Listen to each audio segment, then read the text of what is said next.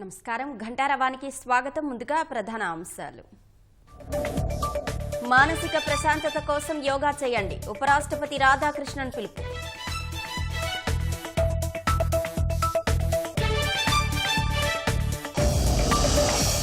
రాష్ట్రంలో సందడిగా pulse polio కార్యక్రమం. 5 ఏళ్లలోపు చిన్నారులకు చుక్కలు వేస్తున్న నేతలు.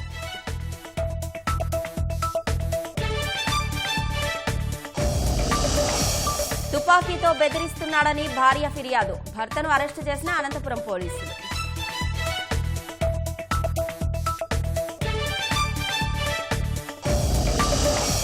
అసోంలో స్వాహిద్ స్మారకాన్ని సందర్శించిన ప్రధాని మోదీ. అమరులైన 860 మందికి నివాళులు.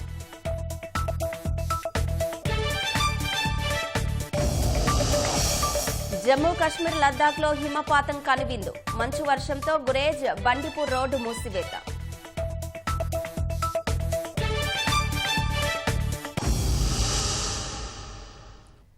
రాష్ట్ర వ్యాప్తంగా పల్స్ పోలియో కార్యక్రమం ఉత్సాహంగా సాగుతోంది. డాక్టర్ బిఆర్ అంబేద్కర్ కోనసీమ జిల్లా ముమ్మిడివరం నియోజకవర్గ పరిధిలోని మండల కార్యాలయాలు, ప్రాథమిక ఆరోగ్య కేంద్రాల వద్ద ఉదయం నుంచి పోలియో చుక్కలు వేస్తున్నారు. అప్పుడే పుట్టిన శిశువు నుంచి 5 ఏళ్లలోపు చిన్నారులందరికీ పోలియో నివారణ మందు వేయించాలని సూచిస్తున్నారు. ఏ కారణం చేతనైనా ఇవాళ పోలియో చుక్కలు వేయని వారికి రేపు ఇంటింటికి వెళ్లి పోలియో చుక్కలు వేస్తామని వైద్య శాఖ అధికారులు తెలిపారు. బాపట్ల జిల్లా చీరాల ఎమ్మెల్యే కొండయ్య ప్రభుత్వ ఆసుపత్రిలో చిన్నారులకు పోలియో చుక్కలు వేశారు. పార్వతీపురం జిల్లా ఆసుపత్రిలో ఎమ్మెల్యే విజయ్ చంద్ర పల్స్ పోలియో కార్యక్రమాన్ని ప్రారంభించారు. నేటి బాలలే రేపటి పౌరులని, బాలలంతా ఆరోగ్యంగా ఉంటే ఆరోగ్యకరమైన పౌరులు తయారవుతారని చెప్పారు.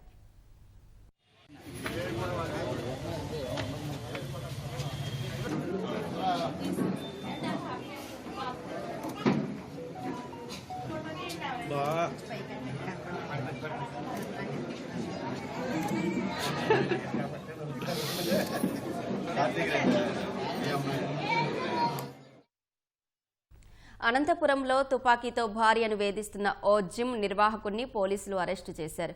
తుపాకీతో బెదిరిస్తూ హింసకు గురి చేస్తున్నాడని 10 రోజుల క్రితం అనంతపురం పోలీసులకు ఓ వివాహిత ఫిర్యాదు చేసింది.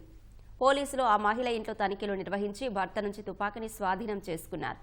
అనంతపురంలో జిమ్ సెంటర్ నిర్వహిస్తున్న అతన్ని అదుపులోకి తీసుకుని పోలీసులు విచారించారు. మధ్యప్రదేశ్లో తుపాకీని కొనుగోలు చేశానని విచారణలో అతడు వెల్లడించినట్లు తెలుస్తోంది.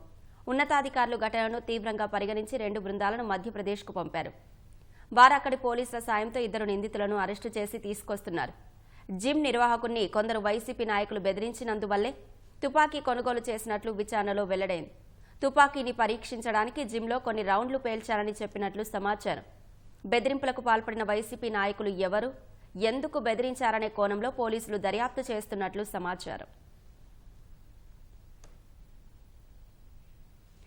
శ్రీ సత్యసాయి జిల్లాలో కొందరు వైసీపీ నాయకుల ఆగడాలు ఆగడం లేదు. నల్లచెరువు మండలం పంతుల చెరువు రెవెన్యూ గ్రామ పరిధిలో పంతుల చెరువు పరివాహక ప్రాంతాన్ని ఆక్రమించుకునేందుకు స్థానిక వైసీపీ నాయకుడు కుట్ర పన్నాడు. సర్వే నెంబర్ 55 ప్రధాన రహదారికి ఆనుకొని ఉంది. ఈ చెరువు పరివాహక ప్రాంతానికి సమీపంలోనే వైసీపీ నాయకుడికి భూమి ఉంది. భూముల ధరలు పెరగడంతో తన పొలానికి ఆనుకొని ప్రధాన రహదారిపై ఉన్న సుమారు 1.30 ఎకరాల చెరువు పరివాహక భూమిపై ఆ నాయకుడి కన్ను పడింది. వారం రోజులుగా ఆ భూమిని చదును చేసి తన పొలంలోకి కలుపుకునేందుకు ప్రయత్నిస్తున్నాడు. సమస్యను అధికారుల దృష్టికి తీసుకెళ్లినా పట్టించుకోలేదని స్థానికులు ఆరోపిస్తున్నారు. బ్రిటిష్ వాళ్ళ పరిపాలన ఈ పందుల చెరువు అనే పెద్ద చెరువును నిర్మించడం జరిగినది. అది 55వ సర్వే నెంబర్లో 10 ఎకరాల విస్తీర్ణం అనేది కనపరిచినారు. అలాంటి భూమిని ఈ రోజు వైఎస్ఆర్ కాంగ్రెస్ పార్టీ సర్పంచ్ భర్త అయిన రన్నారెడ్డి గారు దౌర్జన్యంగా సదనం చేసి దాన్ని పట్టా చేసుకోవాలనేసి, ఆక్రమించుకోవాలనేసి కొంచెం అధికారులతో కుమ్మక్కయ్యి దాన్ని ప్రిపేర్గా ముందుకు పోతున్నాడు. కావున దయచేసి ప్రజలకు ఇబ్బంది లేకుండా ఇలాంటి భూములంగా వేరే వాళ్ళు ఆక్రమించుకొని చెరువునంతా ఆక్యుపై చేసుకుంటారనే ఉద్దేశంతో మేము తెలిసినంత మాత్రాన ఎంఆర్ఓ దృష్టికి, ఆర్డీఓ దృష్టికి, ఇరిగేషన్ జేఈ దృష్టికి తీసుకుపోయి సంబంధిత అధికారులు దాని మీద చర్యలు తీసుకొని నిలుపుదల చేయవలసిందిగా కోరుచున్నాము. ఇట్లా చాలా చెరుతుట్లో పడింది భూమి. అది రమణారెడ్డి అనేవాడు సర్పంచ్ ఆనందించుకుంటున్నాడు. మేము డి సారుకు, జేఈ సారుకు, ఎంఆర్ సారుకు అందరికీ తెలిపినాము. అయినా కేర్ చేయకుండా దాన్ని క్లీన్ చేసి పట్టాకి ఇచ్చుకోవాలని పోరాడుతున్నాడు. పందల చెరువు గ్రామస్తులందరూ కలిపి అడ్డుకుంటాము. వాళ్ళు వినకుండా పోతే కోర్టుకైనా పోతాం మేము. రాజమహేంద్రవరంలో ఈనాడు ఈటీవీ ఆధ్వర్యంలో స్వచ్ఛ గోదావరి కార్యక్రమం నిర్వహించారు. కోటిలింగాల ఘాట్ వద్ద గోదావరి ఒడ్డున ఈ కార్యక్రమాన్ని చేపట్టారు. నగరపాలక సంస్థ అధికారులు, పారిశుద్ధ్య కార్మికులు, ఆదిత్య విద్యా సంస్థల విద్యార్థులు ఈ కార్యక్రమంలో పాల్గొని గోదావరి ఘాట్ శుభ్రం చేశారు. ఈ కార్యక్రమంలో ఎమ్మెల్యే ఆదిరెడ్డి వాసు కూడా పాల్గొన్నారు. పరిశుభ్రతే మనిషి ఆరోగ్యానికి ప్రధానమని, స్వచ్ఛత కోసం అందరూ పాటుపడాలని నగరపాలక సంస్థ అదనపు కమిషనర్ రామలింగేశ్వర్ చెప్పారు. ఈనాడు ఈటీవీ ప్రజల అవగాహన కల్పిస్తూ స్వయంగా స్వచ్ఛత కార్యక్రమం చేపట్టడం అభినందనీయమని కొనియాడారు. ప్రజలందరూ పారిశుద్ధ్యం పట్ల అవగాహన పెంచుకొని పరిసరాలు పరిశుభ్రంగా ఉంచుకోవాలని ఆదిత్య విద్యా సంస్థల ఎన్ఎస్ఎస్ కోఆర్డినేటర్ నాగేశ్వరరావు పిలుపునిచ్చారు. ఈనాడు ఆధ్వర్యంలో స్వచ్ఛ భారత్, స్వచ్ఛ ఆంధ్ర, స్వచ్ఛ గోదావరి అనే కార్యక్రమంలో భాగంగా ఈరోజు ఆదిత్య డిగ్రీ కాలేజ్ వాళ్ళు, ముఖ్యంగా ఈనాడు ఆధ్వర్యంలో ఉన్నటువంటి వారి యొక్క సిబ్బంది, నగరపాలక సంస్థ సిబ్బంది మరియు ఈటీవీ మొత్తం సిబ్బంది వాళ్ళంతా కూడా ఈరోజు ఒక ప్రత్యేకమైనటువంటి స్పెషల్ డే నిర్వహించి గోదావరి ఘాట్లన్నీ కూడా శుభ్రం చేస్తున్నాము. ఈ శుభ్రతే ఈ ఆరోగ్యానికి మనకు మూలకారణం అనేటువంటిది అందరికీ తెలియాలి అని చెప్పి ఉద్దేశంతో ఈనాడు చేసేటువంటి కార్యక్రమాన్ని నిజంగా మేము అభినందిస్తున్నాము. ఈనాడు ఆధ్వర్యంలో ఈటీవీ వారు నిర్వహిస్తున్న స్వచ్ఛ ఆంధ్ర, స్వచ్ఛ భారత్ కార్యక్రమంలో మా ఎన్ఎస్ఎస్ వాలంటీర్లు 60 మంది పాల్గొన్నారండి. ఈ రోజున మేము ప్రతి వారం ఈ కార్యక్రమాలు చేస్తూ ఉంటాం. పిల్లల్ని మనం ఎలా మౌల్డ్ చేస్తే ఆ విధంగా మౌల్డ్ అవుతారండి. ప్రతి ఇంట్రెస్ట్ తీసుకుని, మనం స్పెషల్ ఇంట్రెస్ట్ తీసుకుని ప్రతి వారం ఒక కార్యక్రమం అంటే నాకు వాళ్ళే గుర్తు చేస్తారు, సార్ ఈ వారం ఏ కార్యక్రమం అని. మనం ఈ విధంగా చేయడం వల్ల వాళ్ళలోని మానసిక ఇది డెవలప్ చేయడానికి చాలా ఇది అవుతుంది. ఈరోజు ప్రజెంట్ మేము కోట్లింగాల రేవు దగ్గర ఎన్ఎస్ఎస్ యాక్టివిటీ చేయడానికి వచ్చాము. ఇక్కడ స్వచ్ఛ భారత్ అలాగనే ప్లాస్టిక్ అవాయిడ్ చేయడానికి వచ్చాము. ప్రతి వారం కూడా ఈ యొక్క ఎన్ఎస్ఎస్ యాక్టివిటీ చేయడం వల్ల మాకు చాలా హ్యాపీగా ఉంది. ఈనాడు ఆధ్వర్యంలో ఈ ప్రోగ్రామ్ అంతా ప్రజెంట్ ఇక్కడ జరుగుతుంది. మాకు ఎమ్మెల్యే సార్ ఆదిరెడ్డి శ్రీనివాసరావు గారు, అలాగే ఇక్కడ మాకు ప్రజెంట్ హెల్ప్ చేస్తున్న మున్సిపల్ కార్పొరేషన్ వారందరూ కూడా మాకు చాలా సపోర్టివ్గా ఉన్నారు. మేము ప్రతి ఆదివారం కూడా ఏదో ప్రాంగణం ఎంచుకొని దానికి వచ్చి మేము సేవా దృక్పథంతో మా సేవ అనేది మేము అందిస్తాం. సో అలాగే ఈరోజు ఈనాడు ఆధ్వర్యంలో ఇక్కడ జరుగుతున్నటువంటి సేవ్ గోదావరి అనే కార్యక్రమంలో ఈనాడుతో మేము పాల్గొనడం చాలా అదృష్టంగా భావిస్తున్నాం. మాలో కూడా ఒక చైతన్యం నింపారు వాళ్ళు. సో అలాగే మాకు కూడా చాలా హ్యాపీగా అనిపించింది. సో అందుకే మా స్టూడెంట్స్ అందరి తరపు నుంచి కూడా ఈటీవీ వారికి కృతజ్ఞతలు తెలుపుకుంటున్నాం. Thank you. బాపట్ల జిల్లా చీరాలలో పొగమంచు చుట్టేసింది. కత్తిపూడి ఒంగోలు జాతీయ రహదారిపై పొగమంచు కప్పేయడంతో వాహనదారులు ఇబ్బందులు పడుతున్నారు. పొగమంచు ఉండడంతో డ్రైవర్లు లైట్లు వేసుకొని నెమ్మదిగా ప్రయాణిస్తున్నారు.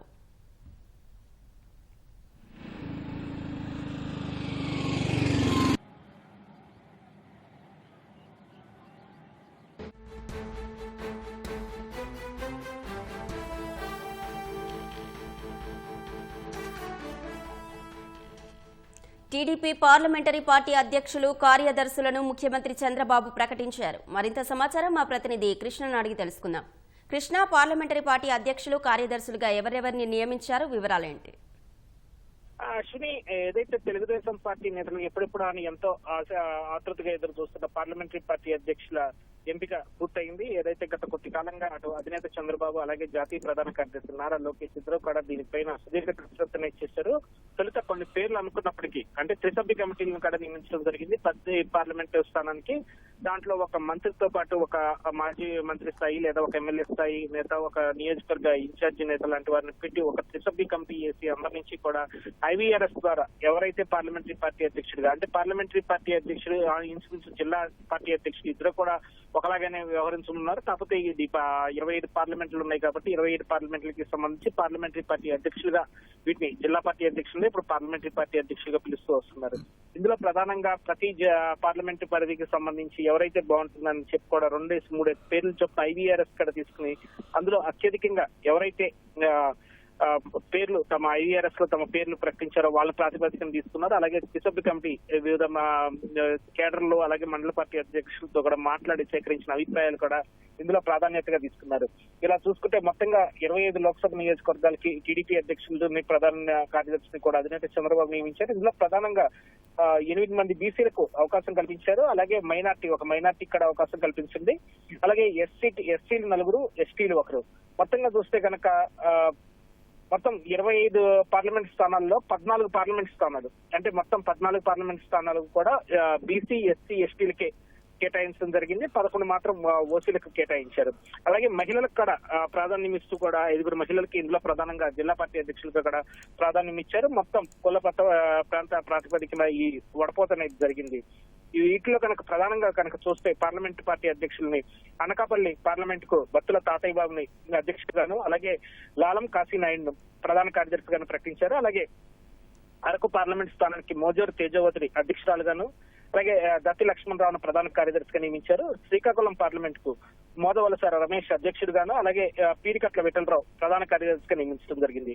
ఇక విశాఖపట్నానికి వస్తే చోడే వెంకట పట్టాభిరామ్ అధ్యక్షుడుగాను, అలాగే లొడగల కృష్ణ ప్రధాన కార్యదర్శిగా నియమితులయ్యారు.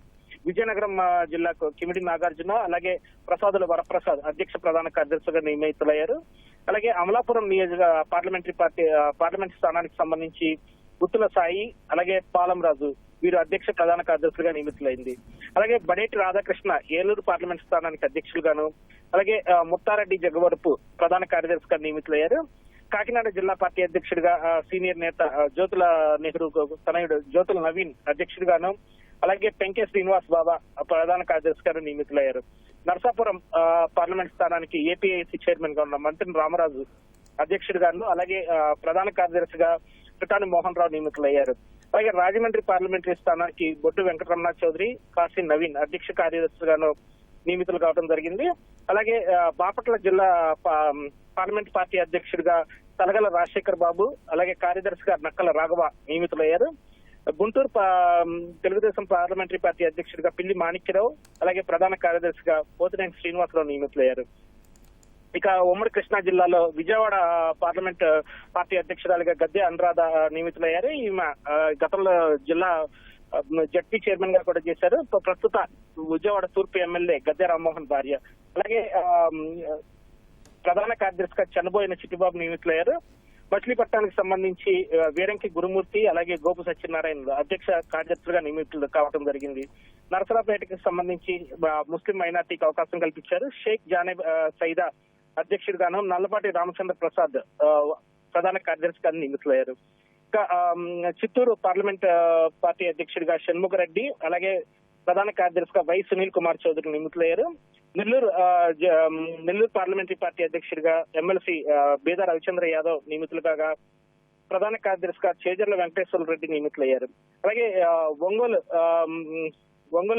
జిల్లా పార్టీ అధ్యక్షులుగా కనిగిరి ఎమ్మెల్యే ఉగ్ర నరసింహారెడ్డిని అధ్యక్షుడిగాను, అలాగే ప్రధాన కార్యదర్శిగా కొటారి నాగేశ్వరరావు నియమించడం జరిగింది.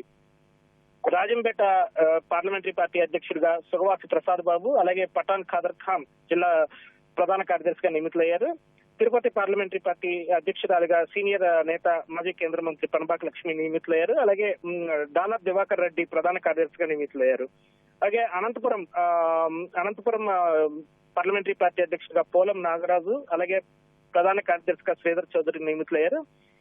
హిందూపురం పార్లమెంట్ పార్టీ అధ్యక్షుడిగా ఎంఎస్ రాజు మడకసిరి ఎమ్మెల్యేగా ఉన్నారు ప్రస్తుతం. ఆయన అధ్యక్షుడిగాను, అలాగే హనుమప్ప ప్రధాన కార్యదర్శిగా నియమితులు కావడం జరిగింది. అలాగే కడప పార్లమెంటరీ పార్టీ అధ్యక్షుడిగా భూపేష్ రెడ్డి నియమితులు చేశారు. అలాగే వైఎస్ జబీవుల్లా ప్రధాన కార్యదర్శిగా నియమితులయ్యారు.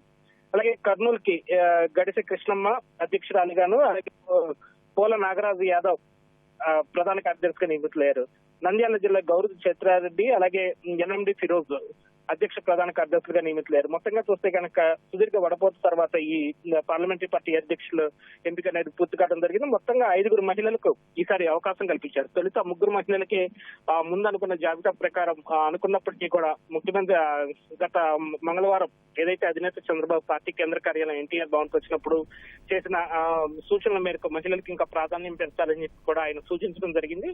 అలాగే బీసీ, ఎస్సీ, ఎస్టీ వీరికి కూడా తగిన ప్రాధాన్యం ఇవ్వాలని చెప్పి కూడా చెప్పడం జరిగింది. ఏదైతే పలానా నియోజకవర్గంలో ఎక్కడైతే కనుక ఎస్సీలు అలాగే ఇతర కులాల వాళ్ళు బీసీలు ఉంటారో వారికి వెనుకబడిన కులాల వారికి కూడా తగిన జనాభా ప్రాతిపదికన ప్రాధాన్యం ఇస్తూ కూడా ఈ ఎంపిక అనేది జరగాలని చెప్పి సూచించారు. అందుకు అనుగుణంగా మొత్తం 25 పార్లమెంట్లకి సంబంధించి 14 స్థానాలు మాత్రం బీసీ, ఎస్సీ, ఎస్టీలకే కేటాయించడం జరిగింది. ఇందులో కూడా 5 మహిళలకి ప్రాధాన్యం కల్పించారు. ఓపీలకి 11 మాత్రమే కేటాయించడం జరిగింది.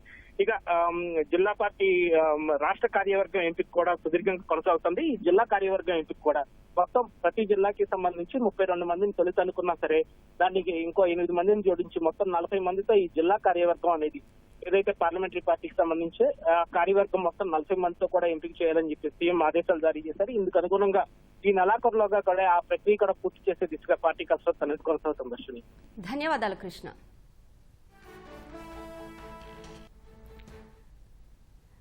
అసోంలో 2వ రోజు పర్యటన కొనసాగించిన ప్రధాని మోదీ అసోం ఉద్యమంలో అమరులైన వారికి నివాళులు అర్పించారు.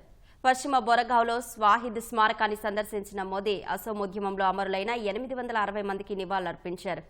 అసోం ముఖ్యమంత్రి హిమంతా బిశ్వశర్మ అమరుల వివరాలను ప్రధానికి తెలియజేశారు. అంతకుముందు బ్రహ్మపుత్ర నదిలో క్రూయిజ్లో మోదీ ప్రయాణించారు. క్రూయిజ్లోనే పరీక్షా పే చర్చలో భాగంగా ప్రతిభావంతులైన 25 మంది విద్యార్థులతో ఆయన ముచ్చటించారు. దేశ రాజధాని ఢిల్లీలో పలుచోట్ల కాలుష్యం ప్రమాదకర స్థాయిలో పెరిగింది. ఆదివారం ఉదయం హానికర పొగమంచు హస్తినలోని అనేక ప్రాంతాలను కమ్మేసింది. ఫలితంగా దృశ్య నాణ్యత బాగా పడిపోయింది. కేంద్ర కాలుష్య నియంత్రణ మండలి సిపిసిబి వెల్లడించిన ప్రకారం ఉదయం 8:10 ఐఎస్బిటి కాశ్మీరీ గేట్ వద్ద గాలి నాణ్యత సూచి AQI 448గా నమోదైంది. అక్షరధామ్, ఘాజీపూర్ ప్రాంతాల్లో 438గా ఉంది. ఐటీఓ ప్రాంతంలో 405గా రికార్డైంది. AQI 400 నుంచి 500 మధ్య నమోదైతే తీవ్రమైన స్థాయిలో కాలుష్యం ఉన్నట్లు లెక్క. ధౌలాకువాం ప్రాంతంలో AQI 397గా ఉంది. ఇండియా గేట్, కర్తవ్యపథ్ ప్రాంతాల్లో 381గా నమోదైంది. కాలుష్య స్థాయిలు భారీగా పెరిగిపోవడంతో దేశ రాజధాని ప్రాంతంలో graded response action plan GRAP stage 4 కింద ఆంక్షలను అమలు చేస్తున్నారు. కాలుష్యకారక నిర్మాణాల పనులు నిలిపివేత, డీజిల్ వాహనాల ప్రవేశంపై నిషేధం వంటి అనేక చర్యలను తీసుకున్నారు. ఉత్తరాది రాష్ట్రాలను దట్టమైన పొగమంచు కమ్మేసింది. చలి తీవ్రతకు అనేక చోట్ల ప్రజలు తీవ్ర ఇబ్బందులు పడుతున్నారు. ముఖ్యంగా ఉత్తరప్రదేశ్లోని అనేక పెద్ద నగరాల్లో చలి తీవ్రత పెరగ్గా పొగమంచు కూడా ఇబ్బందులు పెడుతోంది. ఆగ్రాలో ఉదయం తాజ్మహల్ కనిపించనంతగా పొగ మంచు అలుముకుంది. ఆధ్యాత్మిక నగరి వారణాసిలో కనిష్ట ఉష్ణోగ్రతలు 9 డిగ్రీలకు పడిపోతాయని వాతావరణ విభాగం IMD అంచనా వేసింది. అయోధ్యలో చలిగాళ్ల తీవ్రత బాగా పెరిగింది. అక్కడ కనిష్ట ఉష్ణోగ్రతలు 8 డిగ్రీలకు పడిపోతాయని, గరిష్టంగా 16 డిగ్రీలు ఉంటుందని IMD పేర్కొంది. ప్రయాగ్రాజ్లో కనిష్ట ఉష్ణోగ్రత 11 డిగ్రీలుగా ఉండొచ్చని తెలిపింది. ప్రయాగ్రాజ్ను దట్టమైన పొగమంచు కమ్మేసింది. రాజస్థాన్లోని ధోలాపూర్లోనూ పొగమంచు దట్టంగా అలుముకుంది. అక్కడ 11 డిగ్రీల కనిష్ట ఉష్ణోగ్రత నమోదు కావచ్చని IMD పేర్కొంది. మధ్యప్రదేశ్లోని మైహర్లో పొగమంచు తీవ్రత ఎక్కువగా ఉంది.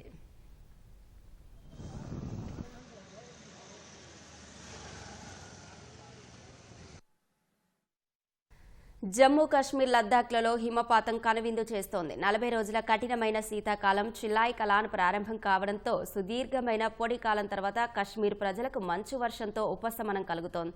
ఉత్తర కశ్మీర్లో బారాముల్లా జిల్లాలోని గుల్మార్గ్ టూరిస్ట్ రిసార్ట్ వద్ద మంచు కురుస్తోంది. శ్రీనగర్, కార్గిల్ హైవేపై సోన్మార్గ్ పర్యాటక రిసార్ట్లోనూ హిమపాతం ప్రారంభమైందని అధికారులు చెప్పారు. రానున్న 48 గంటల్లో మంచు వర్షం మరింత పెరిగే అవకాశం ఉందని IMD అంచనా వేసింది. హిమపాతం కారణంగా బండిపూర్లో గురేజ్ బండిపూర్ రోడ్డును అధికారులు మూసివేశారు.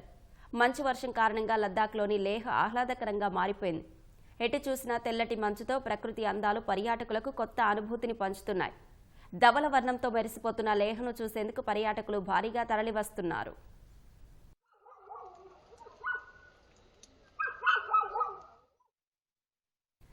గాయంతో నీరసించిపోయిన అడవి ఏనుగును ఒడిషా అటవీశాఖ అధికారులు కాపాడారు. చందక రిజర్వ్ ఫారెస్ట్లో ఎడమ వెనక కాలు వాచిపోయి నడవడానికి తీవ్రంగా ఇబ్బంది పడుతున్న గజరాజును అటవీశాఖ అధికారులు గుర్తించారు. నందన్ ఖాన్ జువలాజికల్ పార్క్ సిబ్బంది, Odisha university of agriculture and technology సిబ్బందితో కలిసి ఏనుగుకు మత్తుమందు ఇచ్చి చికిత్సను అందించారు. ఏనుగుకు మత్తుమందు ఇచ్చేందుకు వారికి 2 రోజులు పట్టింది. అత్యంత జాగ్రత్తలు తీసుకుని మత్తు ఇచ్చి దాని వద్దకు వెళ్లి వాచిన కాలుకు చికిత్స చేశారు. యాంటీబయాటిక్స్, ఇతర మందులను అందించారు. గజరాజు కోలుకుంటోందని భువనేశ్వర్ చందక రిజర్వ్ ACF వెల్లడించారు.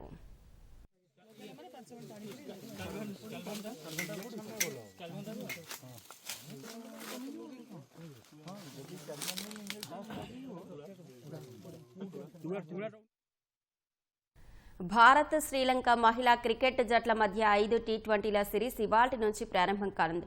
తొలి 2 మ్యాచ్లు విశాఖ వేదికగా, మిగతా మ్యాచ్లు తిరువనంతపురంలో జరగనున్నాయి. ఈ సిరీస్లో ఆడనున్న స్టార్ బ్యాటర్ స్మృతి మందాన, ఆల్రౌండర్ దీప్తి శర్మ రికార్డులపై గురిపెట్టారు. మందాన మరో 18 పరుగులు చేస్తే అంతర్జాతీయ టీ20లో 4000 పరుగుల మైలురాయి అందుకున్న తొలి భారత బ్యాటర్గా రికార్డుకు ఎక్కనుంది. New Zealand veteran batter Suzie Bates మాత్రమే ఇప్పటి వరకు అంతర్జాతీయ టీ20లో 4000 పరుగులు చేసింది. All rounder Deepti Sharma all time రికార్డుకు అతి చేరువలో ఉంది.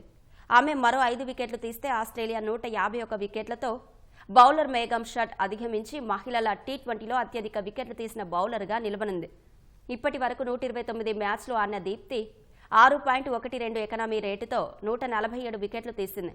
బ్యాటింగ్లో 1100 రన్స్ చేసింది. అంతేకాదు మహిళల అంతర్జాతీయ టీ20లో 1000 పరుగులు 150 వికెట్లు తీసిన తొలి క్రికెటర్గా రికార్డు సృష్టించనుంది.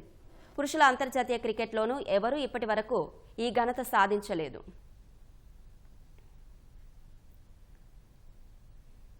అనంతపురం జిల్లాలోని బైరవానితిప్ప ప్రాజెక్టుకు కృష్ణా జలాలను తరలించే కాలువ పనులు శరవేగంగా సాగుతున్నాయి.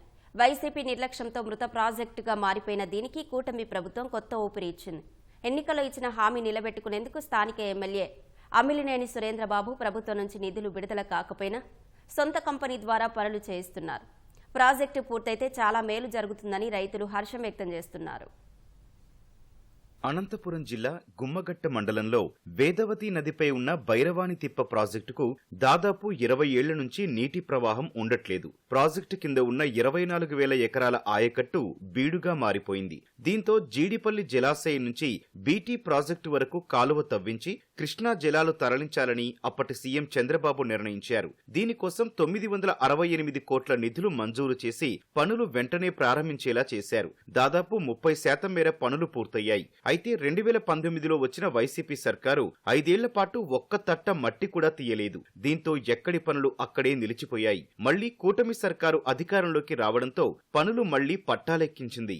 2024లో కూటమి తరపున రాయదుర్గం నుంచి పోటీ చేసిన కాలువ శ్రీనివాసులు, కళ్యాణదుర్గం నుంచి బరిలోకి దిగిన అమిలినేని సురేంద్రబాబు బీటీ ప్రాజెక్టుకు నీరందిస్తామని హామీ ఇచ్చారు. గెలవగానే సీఎం చంద్రబాబుని కలిసి ప్రాజెక్టు గురించి వివరించారు. దీంతో పనులు ప్రారంభించాలని ప్రభుత్వం పచ్చజెండా ఊపింది. అమిలినేని సురేంద్రబాబు కుటుంబానికి చెందిన ఎస్ఆర్సీ కంపెనీ కాలువ నిర్మాణ పనులు చేపట్టింది. జీడిపల్లి నుంచి గరుడాపురం వరకు 29 కిలోమీటర్ల మేర కామన్ కెనాల్, గరుడాపురం నుంచి బీటీ ప్రాజెక్టుకు 32 కిలోమీటర్లు, కుందుర్పి మండలానికి 33 కిలోమీటర్ల మేర 2 కాలువలు తవ్వేందుకు పనులు చేపట్టారు. గత 5 ఏళ్లు బీటీ ప్రాజెక్టును ఎవరూ పట్టించుకోలేదని, కూటమి సర్కారు మాత్రం నీళ్లివ్వాలనే సంకల్పంతో శరవేగంగా పనులు చేస్తోందని రైతులు చెబుతున్నారు.